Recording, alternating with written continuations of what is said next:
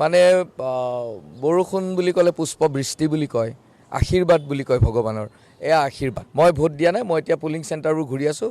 মই যথা সময়ত গোটেই মানুহখিনিক লগ লৈ লওঁ, তাৰপিছত মই নিশ্চয়কৈ ভোট দিম। ৰাইজৰ যথেষ্ট বিপুল সঁহাৰি, মানে এনেকুৱা হৈছে যেন চৰকাৰখনৰ এই যিবোৰ কাজ 2014 চনৰ পিছত আৰু অসমতো ধৰক জাতি মাটি ভেটিৰ কথা কৈছিলে, তাৰপিছত 16 মে মানে বাংলাদেশী তালি টোপোলাই গুচি যাব বুলি কৈছিলে, সেইবিলাকতো বাদ দিয়ক। এতিয়া ৰাইজৰ ওপৰত প্ৰতিটো দিনে যি ধৰণে মূল্যবৃদ্ধিৰে ৰামটাঙোন সোধাই আছে, আমি প্ৰত্যেকজন জনসাধাৰণৰ ওপৰত, তাৰ ওপৰত কৰৰ বোজা জাপি দি আছে, নতুন নিতৌ কৰৰ বোজা জাপি দি আছে, তাৰপিছত আৰু ধাৰৰ ওপৰত ধাৰ।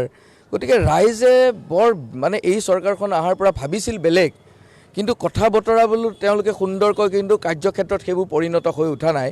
গতিকে ৰাইজৰ মনত মই দেখিছোঁ এটা ক্ষোভ আছে, আৰু সেই ক্ষোভটোৰ আজি ভোটেৰে বহিঃপ্ৰকাশ হ'ব।